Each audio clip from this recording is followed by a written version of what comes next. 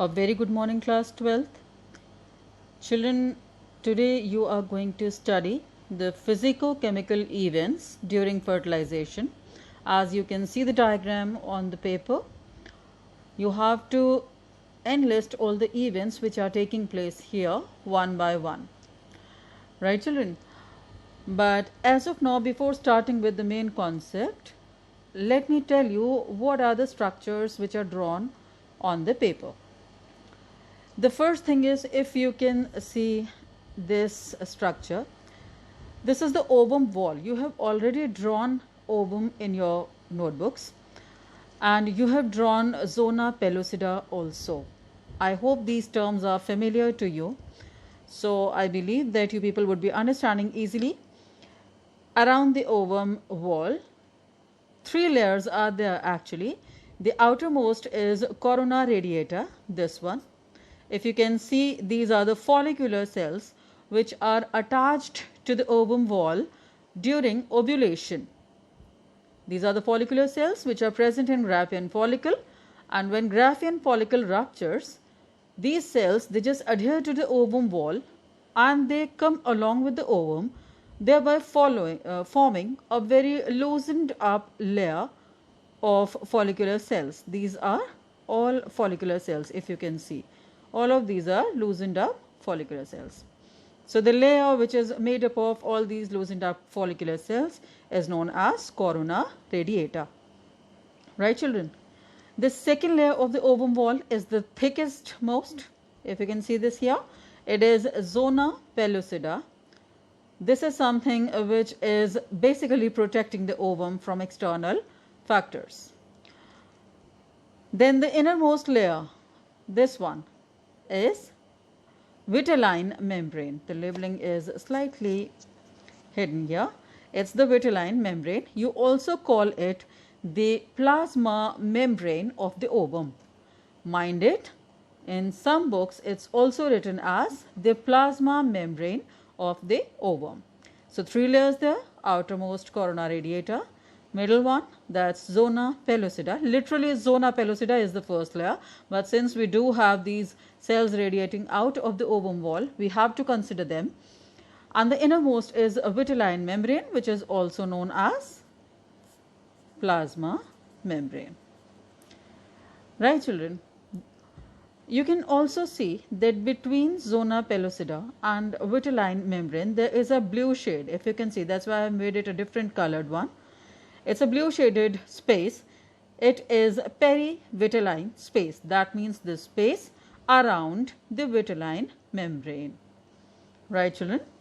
And the fourth thing that is present in this whole oval structure, these yellow colored cells, it's not necessarily yellow, this is just to mark the differentiation.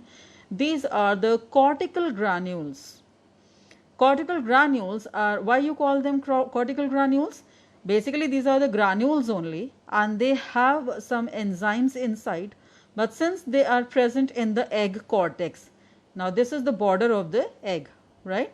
So the granules which are present towards the periphery, the border of the egg cortex, the granules present here would be cortical granules. Right, children? The whole cytoplasm would be the cytoplasm of the egg. And this is the nucleus of the egg. What stage it is? It is at present the stage of secondary oocyte. We have already discussed this, that ovulation occurs at the secondary oocyte stage. Right, children? So I have told you all the labelings here about the ovum. Now we just see that this is the sperm, if you can see, and this sperm is actually expressing various stages of penetration. So we will be moving with the events one by one. The first event here is the entry of the sperm.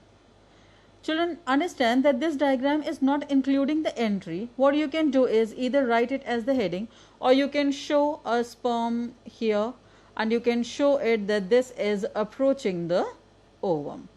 Right, that's the entry of the sperm. Entry of the sperm includes few things here. The first thing is once the sperm enters the female genital tract, This entry is totally based on insemination. Insemination, or you may say the copulation, when the male and female bodies maintain a sexual contact. At that time, the ejaculation of semen occurs, and this semen contains the sperm which are present now in the genital tract of the female. Right, children? Then once the sperm are present in the female genital tract, they need to move. Now second point would be movement. They need to move towards the ovum, and for that they have to cover a long distance. Now that means they need much of the movement of their flagella or the tail. So that whiplash movement of the tail is due to another activating process which is known as capacitation. So that means sperm undergoes 3 events before it touches the ovum. First of all, it takes the entry into the female genital tract. You call it insemination. Second one is it starts moving towards the fallopian tube, and for that it needs much activation of the flagella, and this activation is done under the process capacitation. Why sperms they just get activated when they enter the genital tract? Because the genital lining, the epithelial lining of the genital tract, it secretes certain mucosal secretions which make these sperms more active, and this is known as capacitation. The activation of sperm when they enter the genital tract. Children, you need to understand this, that entry of the genital tract is the operative term here, right?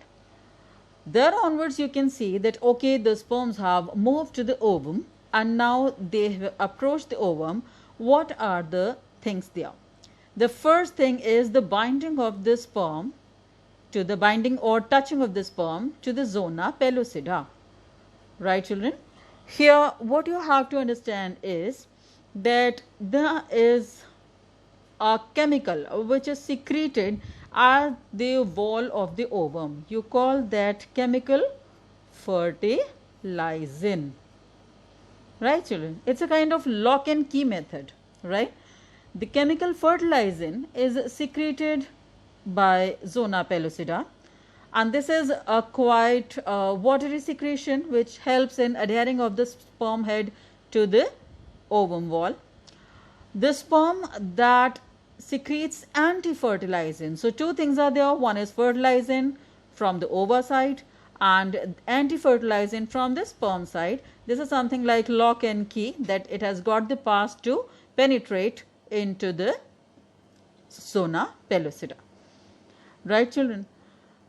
Here you need to understand one more thing, that when this head of sperm binds to zona pellucida, it starts making a cone. Now this is a receptive cone. You also call it fertilizing cone or fertilization cone. Right, fertilization cone. It's not a typical cone. It's just that the zona pellucida has started making a depression, which shows that okay, sperm head is going to enter from this area only after showing fertilizing anti-fertilizing reaction, and therefore this cone is known as fertilization cone. Right, children? After this, you have to see that sperm does have something which can dissolve this much thickness of the ovum wall. Zona pellucida is very thick. It's very tough to dissolve it, but since ovum head contains acrosomal body at the top, this acrosomal body will burst and it will release certain enzymes. In the third step you can see it here. It will release the enzymes which are present at the top of the head, which is acrosomal enzymes. You also call them sperm lysine. Lyse means dissolve. So anything which is secreted by the sperm head and is going to lyse the wall, you can call it sperm lysine as well. Right, children? So once this wall is entirely dissolved, the sperm head and the middle piece, only these two things, they tend to enter the cytoplasm of the egg. The tail would remain out. Right, children? Now you have to see that there are millions of sperms in one time semen. So that means all of them would be, half of them, they are non-vital, they are not strong enough to reach the ovum. Some are undergoing phagocytic activity, so they are destroyed. Some are destroyed by the acidic medium or the temperature. So only few are there which can reach the ovum, but there too a condition of polyspermy has to be prevented. Now polyspermy is when you have the wall, one sperm, two sperms, three sperms, and so on, right? So many are there, but it depends which one shows the fertilizing anti-fertilizing reaction and maintains to enter the egg, because this entry would lead to re-thickening of zona pellucida, and this is something which will not allow rest of the sperms to enter the ovum. Understood? So first entry will mark a considerable event which is going to prevent further entry of any of the sperm which are adhered on the wall of ovum. Now what is it that re-thickens the zona pellucida? Here you have to see that once the nucleus and the head and everything is going to enter into the ovum, now what is it that re-thickens the zona pellucida and the walls of the ovum are sealed? So there you see, here comes the role of these cortical granules. What do? The moment this nucleus and the head is there inside the ovum, now these cortical granules, they get simulated and they tend to get into the perivitelline space. You know why? Because the moment head of the sperm enters the ovum, the space between the zona pellucida and perivitelline membrane is increased. That means this vitelline membrane would start shrinking to inward side, right? So that means this space would be increased and all these granules are thrusted into the space. And these cortical granules, they are equipped with certain enzymes which will help in re-thickening of zona pellucida, right? After completion of all these events, that means one sperm has entered and rest of them are prevented from entry. Now the nucleus of this sperm, it has to reach the ovum nucleus. Children, you need to understand that there are two poles. Ovum is a spherical body, and you need the way you have two poles on earth, similarly you have two poles in the ovum. One is vegetal and the other one is animal pole. So the animal pole is one where the nucleus is oriented, right? So wherever the nucleus of the ovum is there, that is known as the animal pole, and sperm would always enter that way only, right? But then it has to search where is the nucleus in the cytoplasm. So it will make a copulation path this way. It will search for the female nucleus, egg nucleus, and will maintain a copulation path, and this nucleus would come and it will try to fuse with the female nucleus. You may say the pro-male nucleus and pro-female nucleus. The thing is, you have to understand that nucleus was arrested at the stage of secondary oocyte. That means meiosis II hasn't taken place. The moment this entry, the nucleus reaches the female nucleus, in that case the meiosis II process completes, and this is something which becomes the ovum after completion of meiosis II and a polar body. Right, children? So once this has become a proper ovum, it is ready to fuse. Then you say the process of amphimixis takes place. Amphimixis is the fusion of the two nuclei, thereby forming a zygote. Right, children? So these are the physico-chemical events which occur during fertilization. I have explained everything to you, and now if you can see that we can list them up here. I have hidden those things here.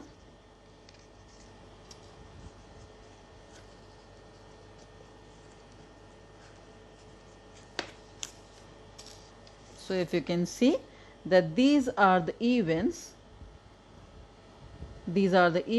which are involved in the physico-chemical which are included in the physicochemical events of fertilization. If you can see, the first one here is insemination, that is the sperm entry. This is an orderly sequence there. Second one is the movement of sperm towards the fallopian tube with the help of their tail. And how the tail will help? It will help when the sperm becomes activated through capacitation. Then fertilizing and anti-fertilizing reaction, so that polyspermy can be prevented. The moment one sperm gets in, that means now cortical reaction will prevent further entry of the sperm, and there onwards you go with the acrosomal reaction to dissolve the wall, followed by, once the wall is dissolved, it has to be repaired. So the cortical reaction, thereby increasing the perivitellin space so that the granules can be thrusted into the perivitellin space and repair the wall, making it more hard and tough. And then you have fusion between the male and female gametes. You call it amphimixis. Fusion along with completion of meiosis II, that is the completion of secondary oocyte to get converted into ovum. Right, children, I hope this much is clear to you. So just go through it once again. I will send you the picture so that you can copy it down in your notes and refer to this. This is a very important diagram, and I believe that nothing could be more easier than this to be understood, so that I have simplified the diagram for you people. So you just understand that this is very, very important. We will be continuing in the next video.